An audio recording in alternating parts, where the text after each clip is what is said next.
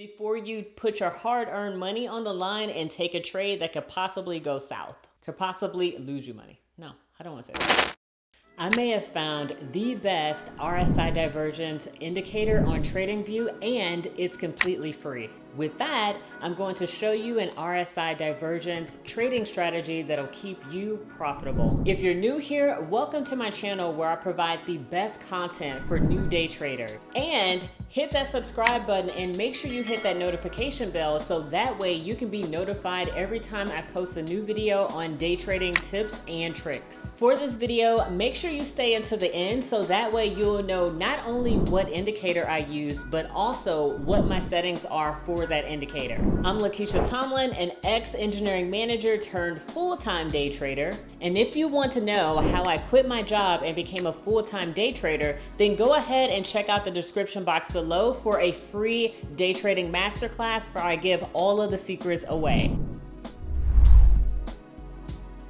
For this strategy to work, it doesn't matter if you trade Forex, crypto, stocks, or something else. It is definitely a helpful indicator that I have used multiple times, not only to make money, but also save myself money from hopping into a trade where basically it wasn't going to work out because there was some sort of divergence. So before we hop on the computer, because I'm going to show you some examples of all of these things I'm getting ready to talk about, but basically you may be wondering, what is RSI divergence? So first off, RSI stands for Relative Strength Index, and basically it measures the momentum. So if you see a divergence, that means that there is a difference in the chart versus what is shown on the RSI indicator. So the price may not have caught up to the momentum or vice versa. And if this doesn't make sense, then don't worry, because we are definitely going over to the computer so that way I can show you multiple examples of all of these different things.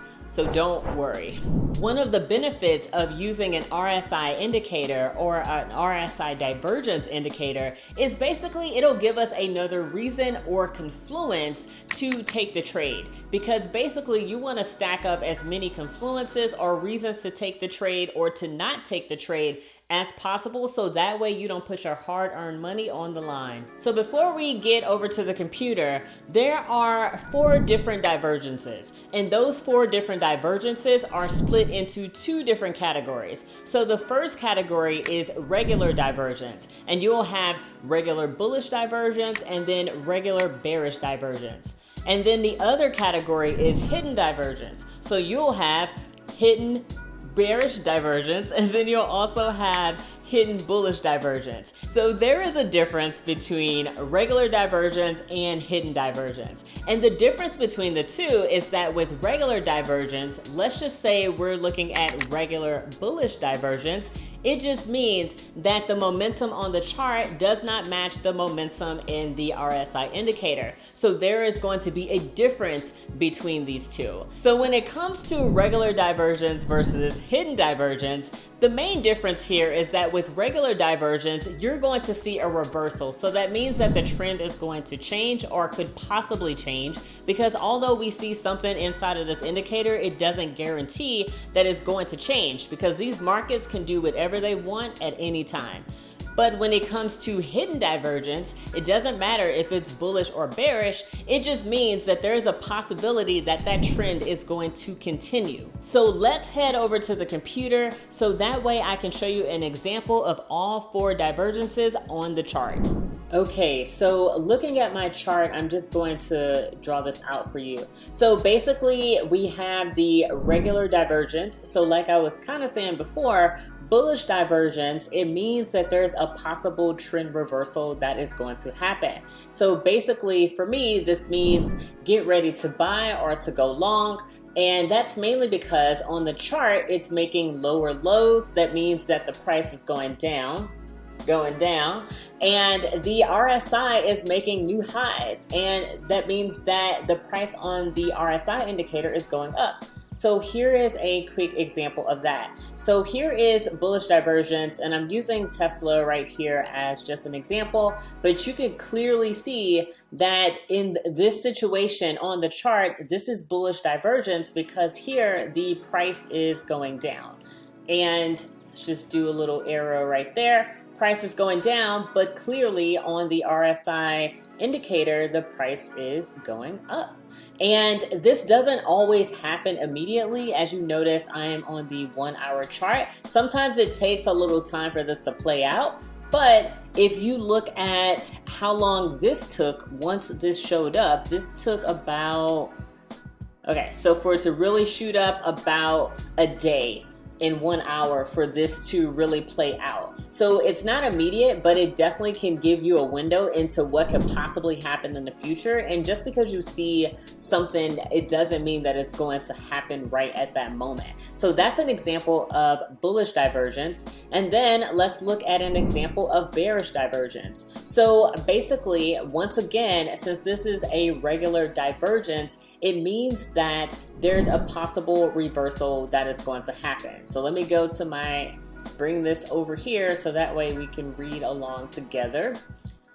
So basically for bearish divergence, it means that there's a possibility that you may be getting ready to go short or to sell, mainly because the chart is making higher highs, meaning going up, and that the RSI is making lower lows, going down. And that is clear as day right here. On the RSI chart, the price is definitely going down, or the momentum, and here on the chart, it is going up. So this is a divergence because there is a difference between what is on the chart and what is inside of this RSI indicator. So next, we're going to talk about hidden divergences, and there is a bullish and a bearish variant. So let's go. Okay, so first I got the hidden bullish divergence on the chart. So basically, it means that the trend will possibly continue to go up in this case, since this is a hidden bullish divergence. So on the chart, it is making higher highs, it's going up, and then on the RSI chart, it is making lower lows. So once again, we can clearly see that this momentum on the RSI indicator is going down, whereas the price on the chart is going up. And let's see if that plays out. We can see that it does play out. It looks like for a few days here, actually more than a few days, because we're on a 1 hour chart. So every candle is 1 hour, which is pretty amazing. So here we have current day, and we have a hidden bullish divergence. Once again, hidden divergence means that the price will continue to possibly go down. And you want to see on the chart that the price is making lower lows. We can see that right here. So that means that the price on the chart is going down, whereas the momentum on the RSI chart is going up. So this is known as hidden bearish divergence. So it'll be interesting to see how this plays out, because this is today, and look at this candle right now. So it may take a day or so, or maybe even shorter, for this to play out.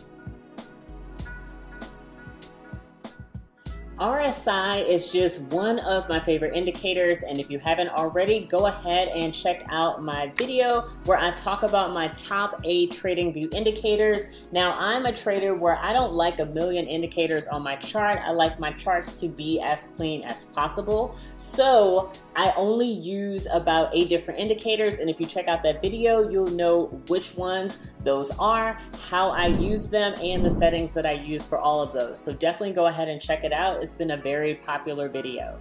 So as far as the RSI Divergence Indicator, now as you can imagine, if you're actively looking at this chart, it may be kind of hard to be like, okay, is this divergence? Is this divergence? Like going back and forth between the chart and trying to line it up by just sight. I used to try to do it, and it's tough, and I don't want to do it. So being a little lazy, I found this indicator that is really clear and is really easy to use. So let's go over to indicators. I already have it saved, but basically what you want to do is you want to find RSI Divergence Indicator with alerts by this guy or group, J Trading Channel. So let me just go ahead and add this to my chart.